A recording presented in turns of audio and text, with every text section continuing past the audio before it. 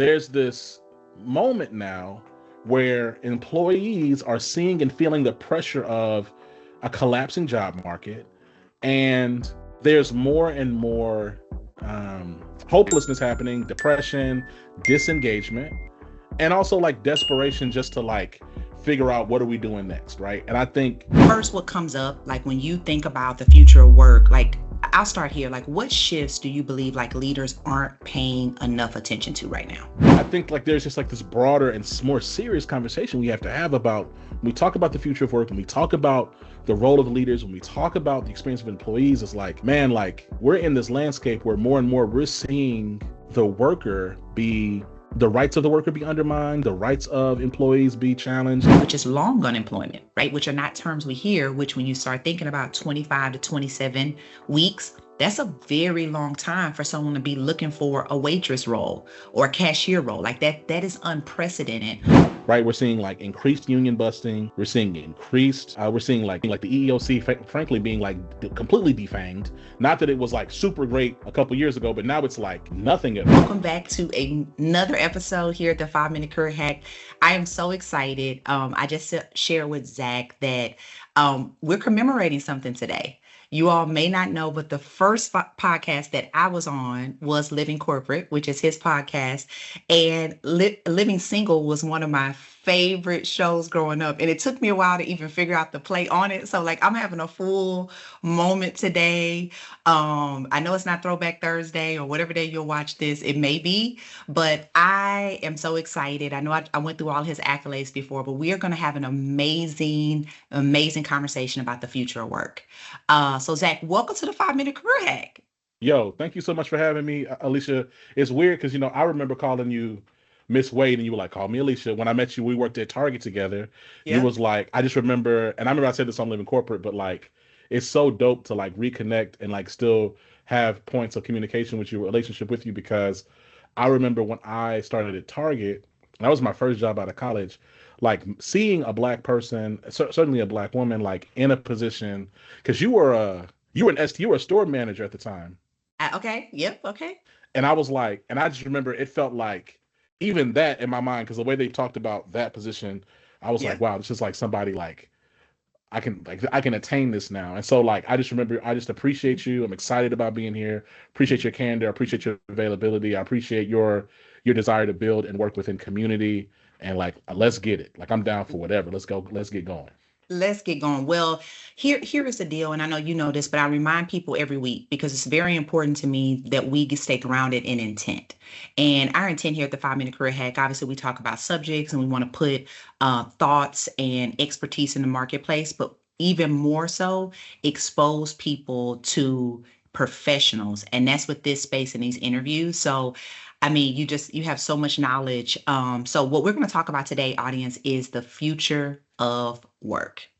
And when I say that, like, Zach, first what comes up, like when you think about the future of work, like I'll start here. Like, what shifts do you believe like leaders aren't paying enough attention to right now?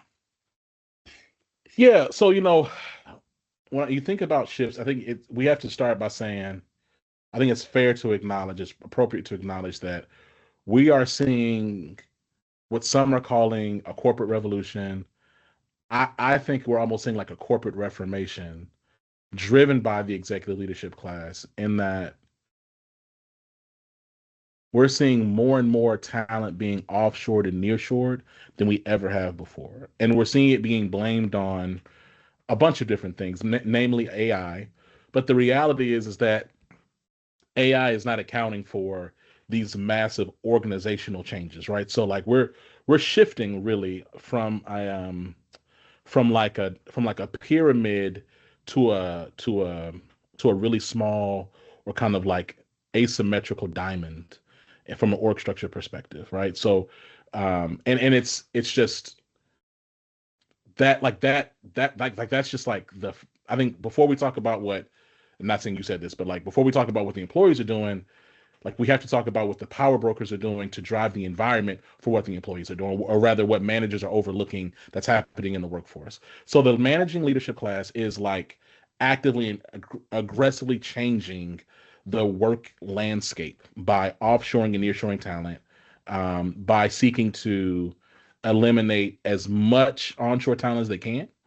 And so then, like, as a response to that, you have this very diverse workforce. In fact, I want to say there are several studies that show this is the first time that like five generations of worker are present in the workforce at the same time, right? From like baby boomers, Gen X, millennials, Gen Z, and then like Alpha or whatever. And then there's also some loss. There's still also some people. There's also some older people, older boomers also too, right? So like there's this moment now where employees are seeing and feeling the pressure of a collapsing job market, and there's more and more hopelessness happening, depression, disengagement, and also like desperation just to like figure out what are we doing next, right? And I think it's easy for leaders to really underappreciate or underestimate how disengaged employees are in this moment, because they're really, we continue to be really focused in this like highly accelerated um quarter to quarter context, right? Okay, well, hey, we just got to, we got to get value back for our shareholders. So let's just, we're gonna just, we're moving like on like a 12-week basis.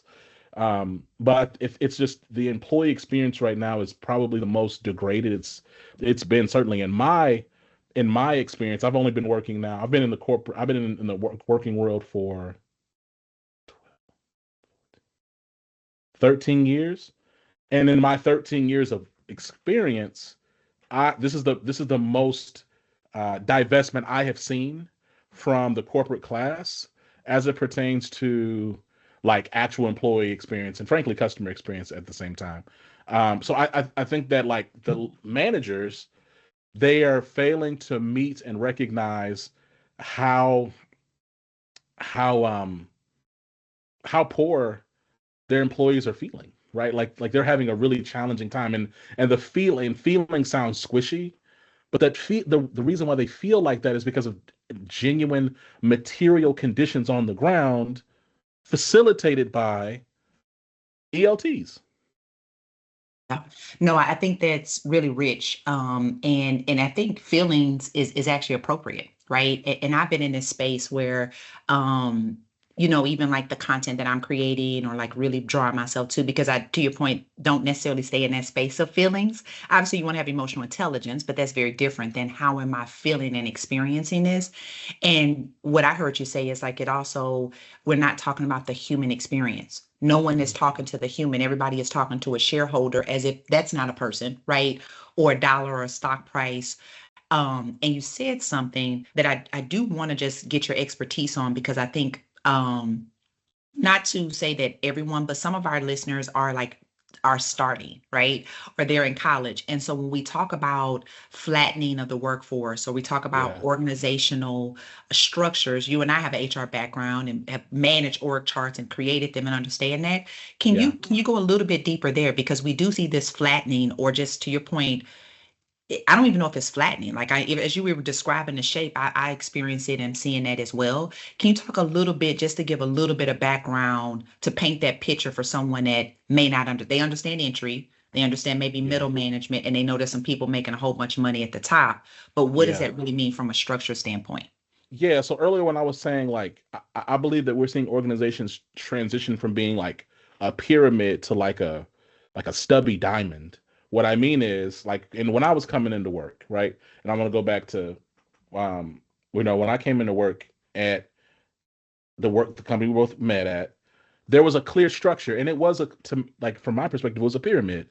Okay, you got your hourly employees, you got your shift leaders, then you have these like senior shift leaders, then you have a salaried low level entry level salaried employee, then you have a then you progress up the ladder. I mean, literally they had employee codes and ranks and titles. It was like E1 to E blah blah blah. Like, it's like, and so there was a clear like ladder, and you could tell the more senior you got, the less amount of people there were at the top until you finally got to the very tippity top, which is the CEO.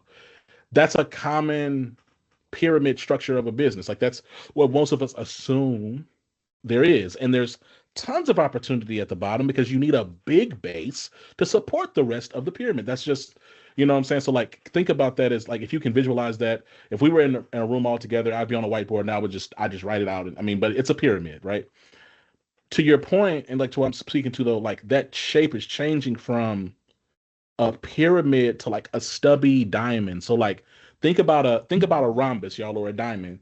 Typically a rhombus is like equal, right? So you take like two triangles and you put them on top of each other. What I'm saying is it's like a pointy top, but then the bottom is like stubby, it's short.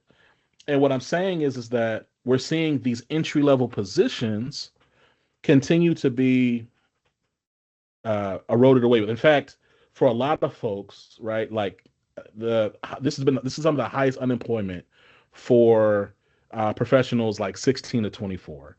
Now, let's say well, okay, let's take out 16 and let's just say like 21 to 24 or 21 to 25. That's fine. There's still really high unemployment. It's like record unemployment for fresh out of college graduates, right?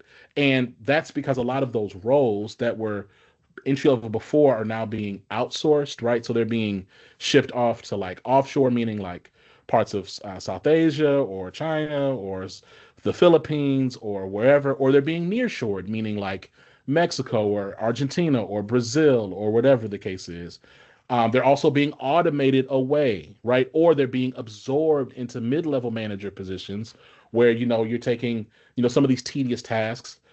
You're writing prompts for using Chat GPT or Claude or anything else, right? So that doesn't. But again, it's stubby. So there's still a few of these entry level positions. We're not speaking in absolutes. They're not all the way gone. However, they're certainly not there at the prevalence that they were before.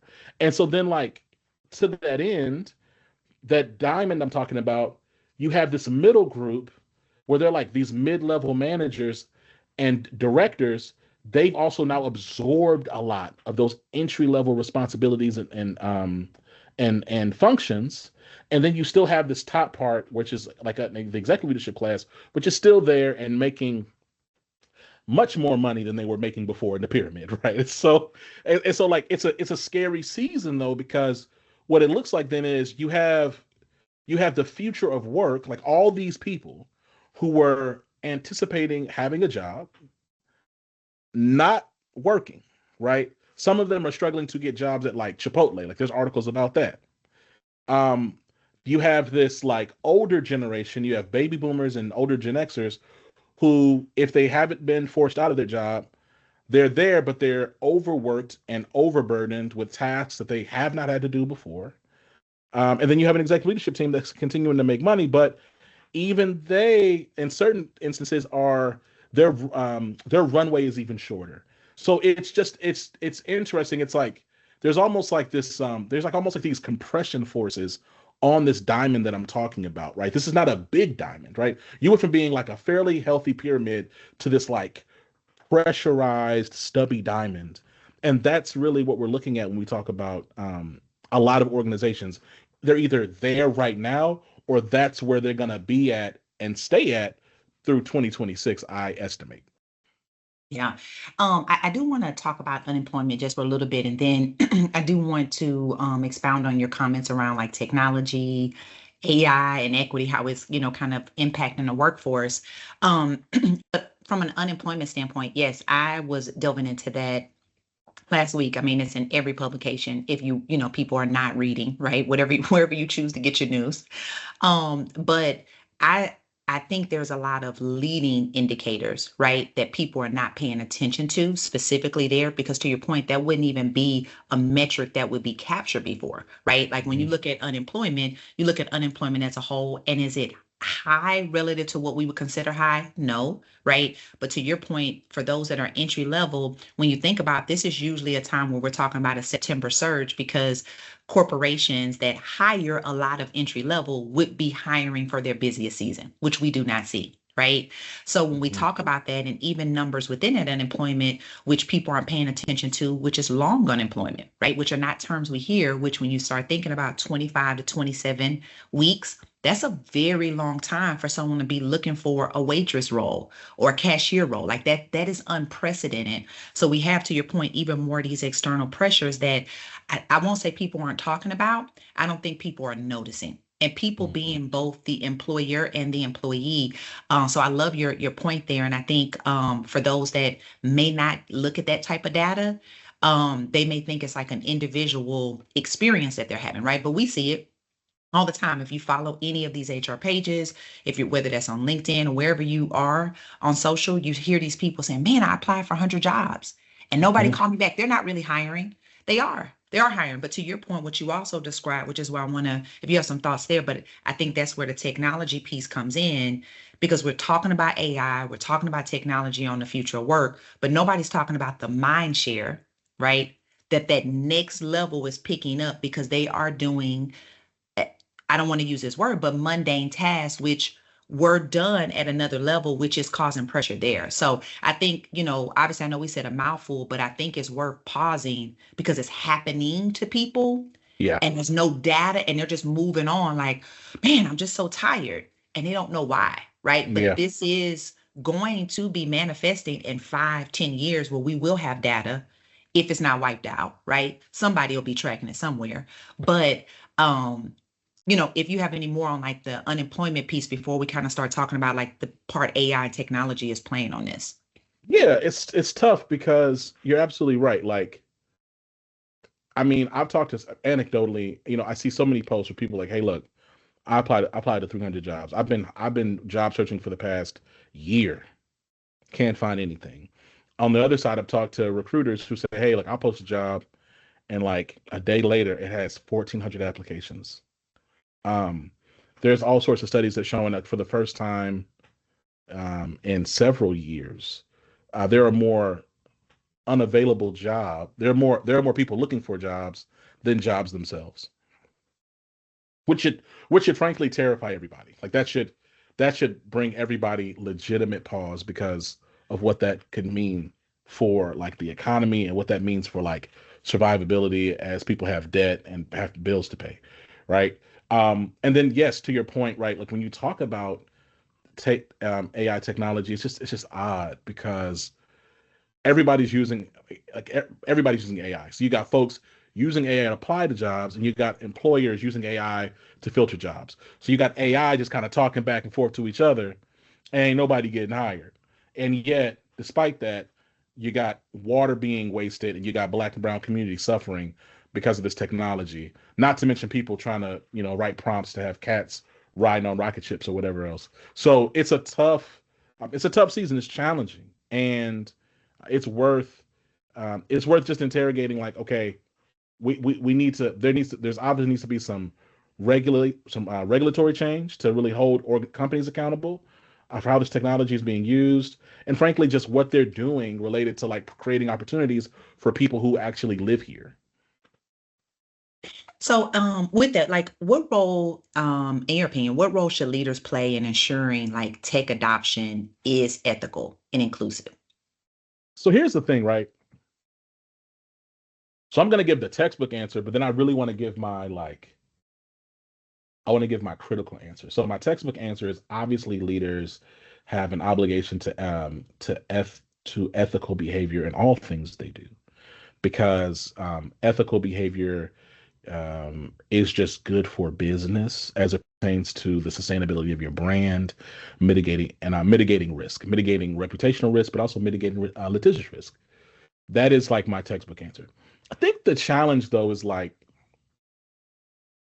critical answer is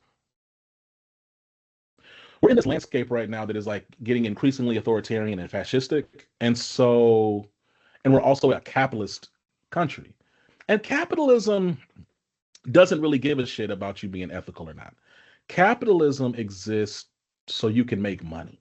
So, um, in fact, several people could argue, do argue that fascism and authoritarianism is more beneficial to capitalism because I have less barriers to exploit and extract wealth from people.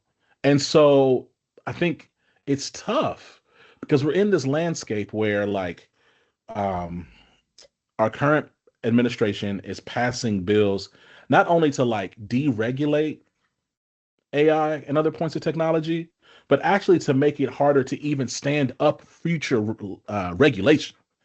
And so then, like, yes, leaders are responsible for being ethical and using technology in an ethical way, but they're not incentivized to do that. And in fact, they're de-incentivized to behave ethically or with the consumer or employee in mind because one, they have their own economic pressures um, and to deliver return for their shareholders, but they also have political pressures that if they were to show up and see themselves as against or anti um, some of the things that have been stood up, that creates puts could potentially put targets on their back, or so they would so they calculate. And so like I think like there's just like this broader and more serious conversation we have to have about when we talk about the future of work, when we talk about the role of leaders, when we talk about the experience of employees. It's like, man, like we're in this landscape where more and more we're seeing the worker be um the rights of the worker be undermined, the rights of employees be challenged, right? We're seeing like increased union busting. We're seeing increased. We're seeing like the EEOC, frankly, being like completely defanged. Not that it was like super great a couple years ago, but now it's like nothing at all. Like it's in fact it's been like bastardized um, to really be like this agency to guard rail and like support white supremacy. It's just so it's a scary season when you consider like okay, when 10 years ago when you go into work, you expect that federally you have certain protections in place. If you going into the world of work today and the federal government is not looking to you know that they're not looking to protect you. You know that these regulations are not going to be enforced. You know that there's not going to be the same degree of oversight. Well then like that does change like how it changes your calculus as you navigate work, and it changes the leadership calculus in terms of what they feel they're obligated to do. Some leaders ain't gonna do nothing, Alicia, unless they know they're gonna get in trouble if they don't do it, right? And so, like, what are leaders? So, what is the incentive for people who already really did not want to do these things anyway to do them now? You know what I'm saying? Am I being unfair? I don't think you're being unfair because I think what I hear you saying is there's a lot of trust on people's moral compass, Yes. right? Which and we're living in a time where anything and anybody can be bought. And that's a scary place to be, right? I think there was this hope, or maybe that wasn't as public. Not saying that it didn't happen before. I don't think we're naive or saying that. So to answer your question around being fair, not saying this is a new phenomenon that existed, right? In regards to buying whatever this may be. I just think that it's on display and it's um probably more narrow in regards to a marketplace, which is what the workplace is, at least in America, right? It was a marketplace of thoughts, a marketplace of diverse talent levels, but this thought that everybody could be in pursuit of having a living, right? So that's what I think is an interesting kind of swing where it doesn't feel like there is a desire to have a wide marketplace, A, and B, a chance for people. And I think that's what people are grappling with of like, wait, I came into work thinking that this is what the end game was, which I think that is changing right before our eyes. So in your opinion, from a technology standpoint, do you see Hmm. technology as like a barrier or a bridge to equity at work? Yeah, I see technology as a tool. Hmm. And I think I see technology as a tool that can be as harmful or as helpful as the hand holding it. Hmm. Right? So like example, a drone that can fly in the sky, scan an area, and detect heat signatures is really powerful for rescue efforts. Like that's awesome. Like we could find people and save time when there's building collapses or earthquakes or whatever the case is or other natural disasters. Um, Technology that can help me um, track a phone and understand its pings um, and understand track behavior can help me find missing children. That technology can also be used to like destroy a bunch of brown people across the world. So like the technology, like I don't question. I like now. Are there certain points of technology that I question? Like, okay, what's the value of this technology? Absolutely, right. Like the idea of like some of this generative AI stuff, I believe is really harmful. It's there's already studies showing that it can be really harmful and toxic to your brain. But for the majority of the case, the time, big technology is incredible. What it's about is having the right points of ethos with the technology, as well as the right regulations on how that technology is used, and that goes back to just like this accountability piece. And frankly, though, like there's way more money to be made in destroying and undermining societies that we want to extract resources from than it is in saving a bunch of people, right? And so like the unstated part of it is if capital is the center of it, then then there's gonna be challenges, right, in how that technology is used. But if we can decenter capital even just a little bit, then we have a world where that's so much better. Like some of this technology is so exciting and impressive. Um, but I'll be transparent with you. Like I thought about, so I listened to the I Am I the Drama album. Did you listen to that Cardi B album? I've heard, I haven't listened to all of it. You got to listen to it. It's fire. I've been told like several times. It's on my list. I started vacation today, so I have some time. And usually I catch up on stuff like this during car time. But Okay, even just the little clips and things that I've heard, I've just been like, okay, this seems like Cardi is in her bag. she's in her bag. So Yeah. so I enjoyed the album. It was interesting because it's just I think it's because I've been in tech for so long now. Mhm. But like there was this promotion where like some drones dropped off her album at people's homes, and I was like, wow, that's so cool. But I couldn't help but like but question, like not even cynically, but like just because you're aware of how technology is typically field tested and then and refined. I was like, man, I wonder where else have these drones been used like to find and locate people and drop things like.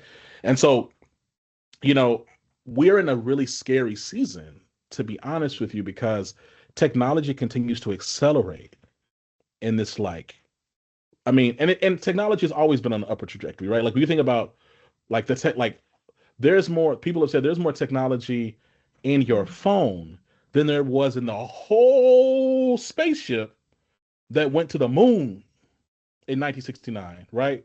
Um, like the machine, those computers that filled up those like mad floors of buildings, like was like maybe a handful of gigabytes, which is like nothing now. You know what I'm saying? And so like there's something to be said about like technology continues to accelerate. I just think that like technology is now it's continuing to exponentially change, and like with that demands demands a different degree of regulation. It's just scary because right now some of the world's most global players are moving with like all you got people Palantir, Microsoft, Meta, these huge brands consolidating, Nvidia consolidating and moving around and like buying stuff and like, and so like we as like a people, this is the part where it's like I think the employees and like grassroots organizations have to organize, because there really isn't gonna I don't see a legislative path over the next like handful of years to like suddenly create a bunch of regulation on these businesses. So like it's going to be on us to like clock the technology and the way it's being used and go, hey, we are not gonna participate in that. We do not agree with this. We're going to protest. We're going to strike. We're going to do whatever we can do. Because without that, we're getting into some sketchy seasons. Yeah. And for the audience, if this is an area that you haven't began to delve in, we've just given you some prompts to be more curious. And if it's scary, right, that doesn't make it go away, right? Because I think, obviously, we think about those 5 generations we talked about, their reaction to the conversation we're having right now is going to be very different. And no matter where you are on the spectrum, what I would employ you to do is just get more curious, right? Because, and I think even for myself, where I feel pretty comfortable and use AI on a regular basis, I become more responsible in understanding the environmental piece of it, especially living in Texas, of full cities and areas that are just getting, bought up. Right. So I definitely want you all, like, if you're afraid to use it, I think that's a whole different conversation of what we're talking about. So just Mm-hmm. get curious, because it does impact. And there's a web where if you think it's not impacting you, it is, right? And it is impacting your role, and being scared isn't the solve. Get curious. 100%. Get curious. Well, I want to take a few moments to really get your expertise here, because I know you talk a lot around belonging. Um, and I want to get your opinion of, like, your thoughts on that, right? Like, so where my mind has been, and we've been talking about the shift of workplace, or in what the future of work is, and we still have people that are in a hybrid space, and we have this kind of shift of getting back to the office, right? Yes. And, like, so what does belonging look like in your opinion now, of like this hybrid or distributed work? Because, like, we're talking about AI, we're talking about optimizing, right? Like, we Yeah. created kind of this umbrella here. I want to Yeah. kind of get into, like, what are your thoughts there? Because we have a lot of people that are impacted. No, and I laugh because I'm just like, it's just like, yo, what does belonging look like in this moment? Because like the world is on fire, yo. I just don't. So I laugh as a point of just pure overwhelm. Yeah. So I think very simply put, like belonging has to start with just simple respect. Um, right. So, um, do you understand and appreciate the person that you hired? Are you listening to them when they share concerns or points of feedback? Are you acknowledging the work that they're doing? And do you understand the landscape in which they're delivering the work for you? Um, do you understand the role you hired them for? And are you holding yourself accountable to let them do the job you hired them for?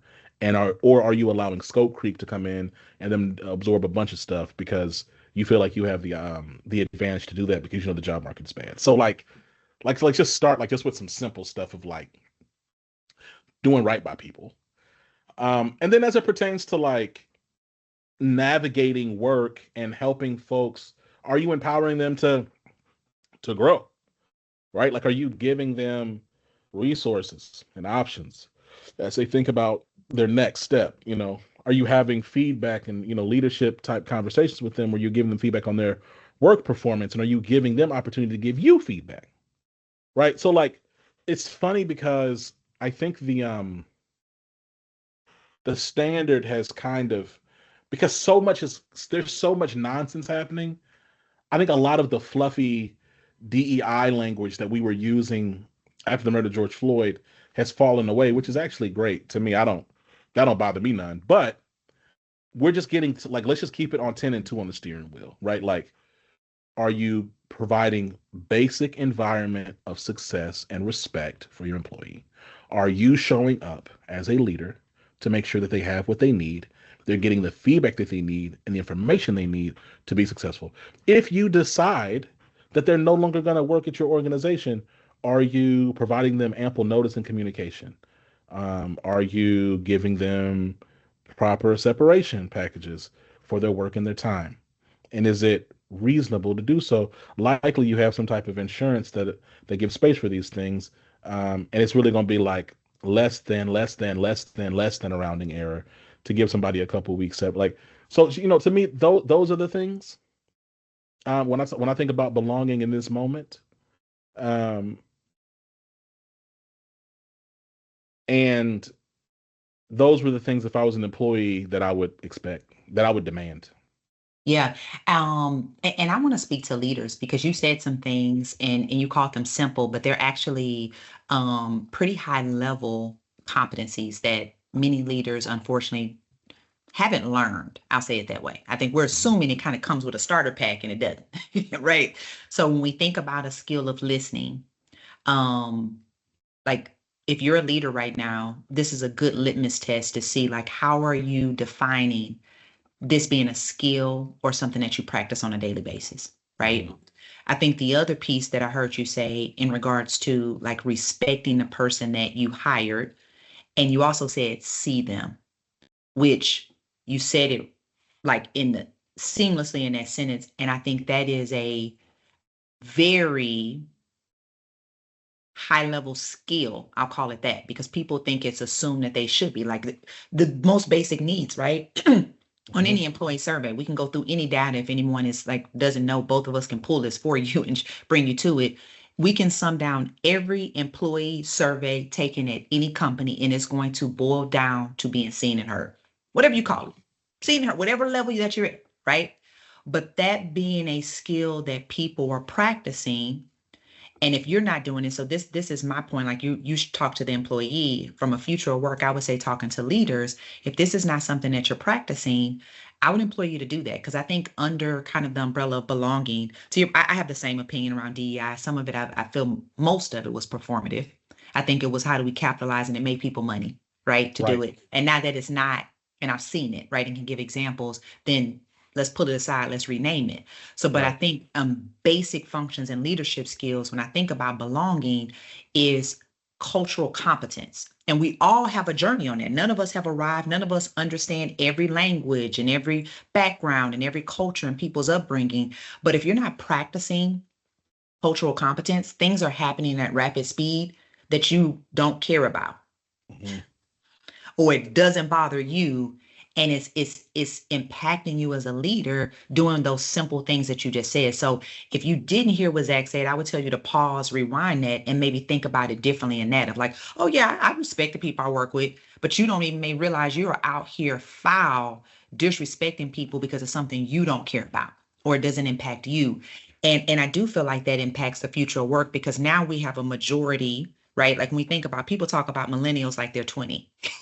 And I tell them like an elder millennial is 44 years old right now, right? So when you think about that being the average, or we go back to that diamond shape that you have, from a number standpoint, the values of those three generations from millennial, right?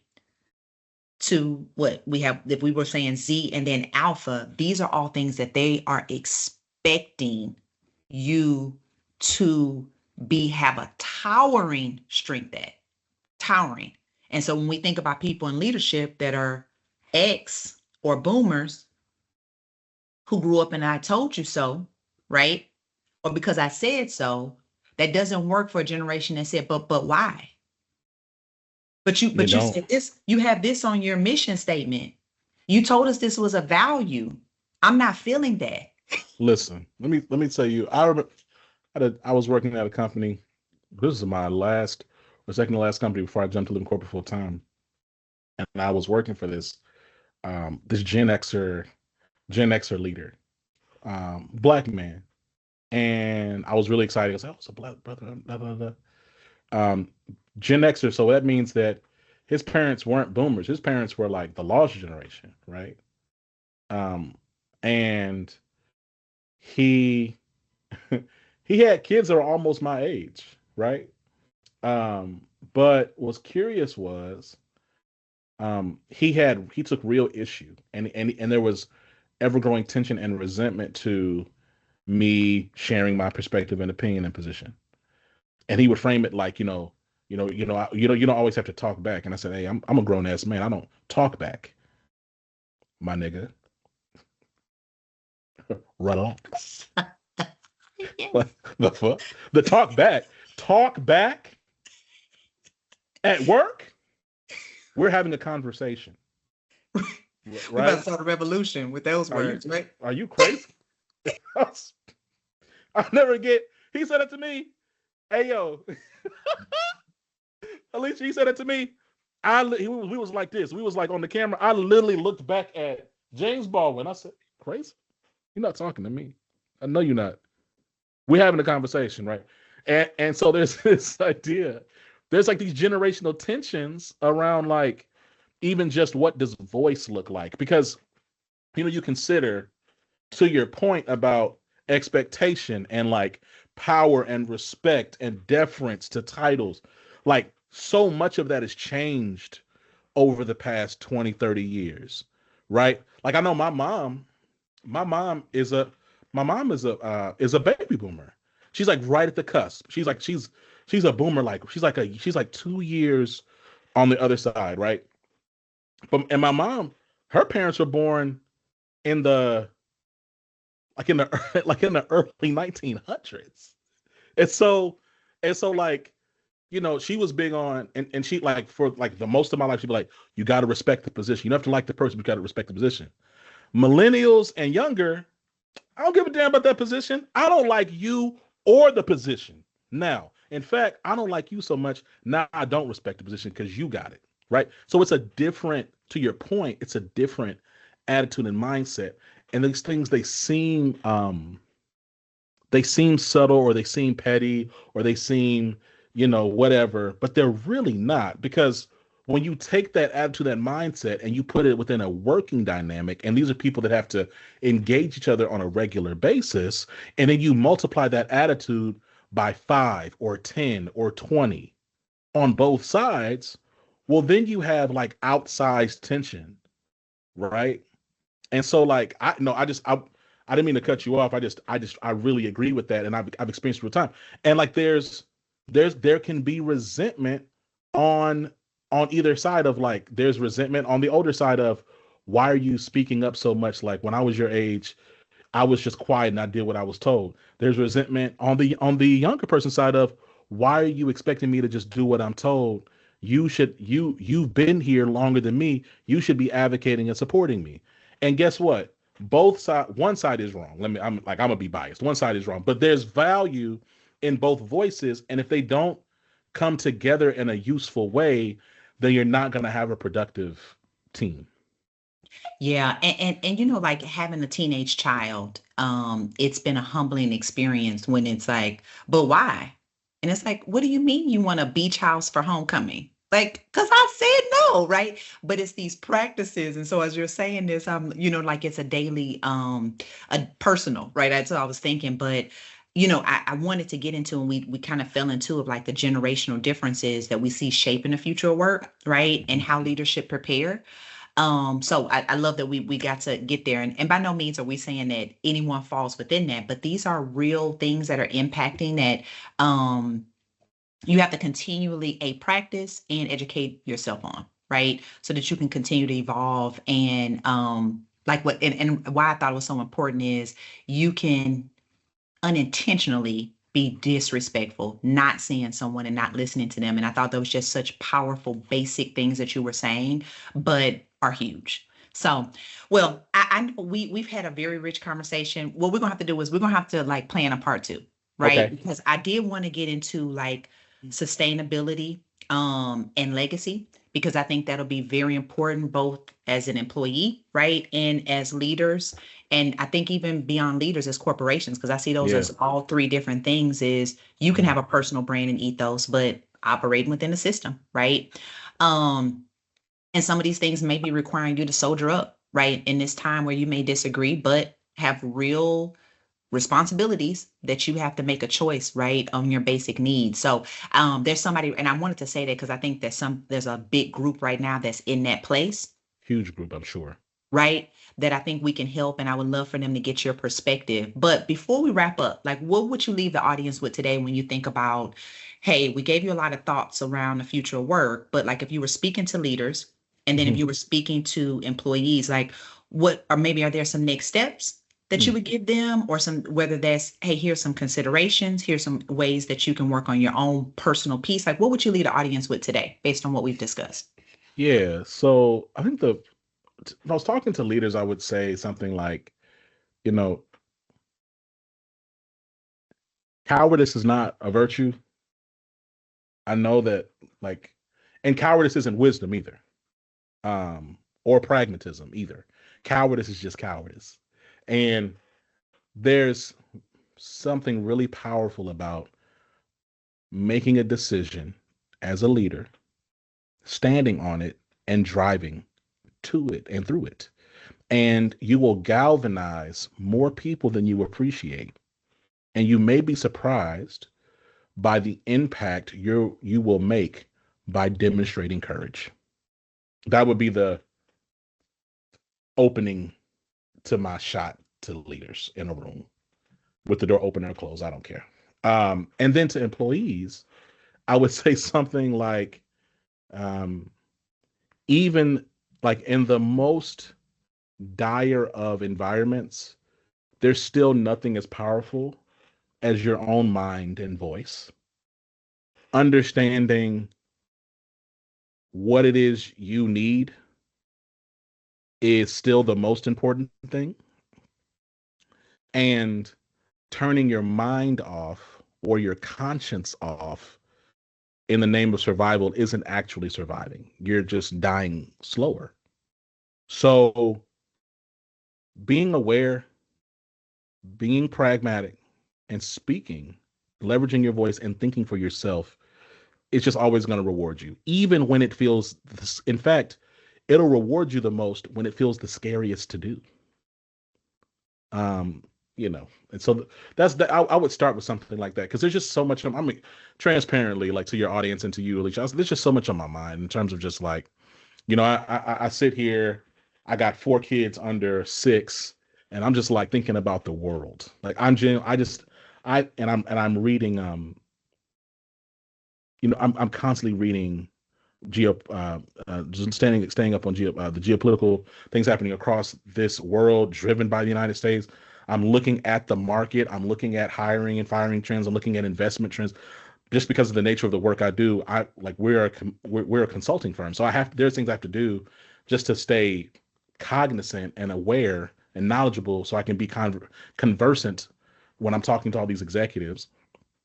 And this is just the season where there's going to be people out there that tell you just to put your head down. But sometimes putting your head down accelerates your head getting chopped off. And so you gotta be mindful of where you're at and to be true to yourself, right? And I do believe most people's truest self is not one of cowardice or of shrinking themselves. And so that would be it.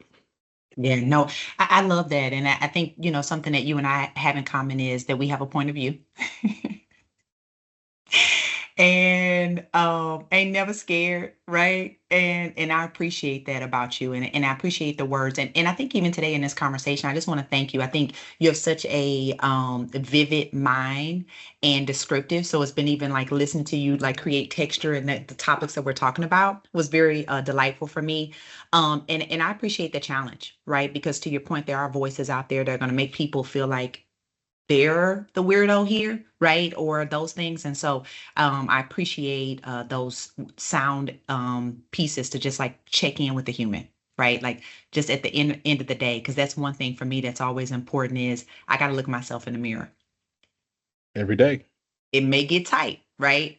And so that's what I'm reminded with today. So this has been another amazing episode. Obviously, we will link all the ways that you can follow and support Living Corporate, support Zach's platform in the notes, and then we will commit to a part 2. He and I know how to find each other. It may take us a little bit, but now that we got in the ball running, we'll hit, it'll be a quick hit, so it won't take us another 2 years to get this scheduled. We've been trying to get this going, but you've been having children and being fruitful and multiplying, so we got to give you a pass. My gosh, my goodness, we about to close math class. Well, you can be close to your starting 5 over there, but yes, for sure. But definitely good luck with everything with you and your children, and thank you for your time today. Thank you, Alicia. Talk to you soon.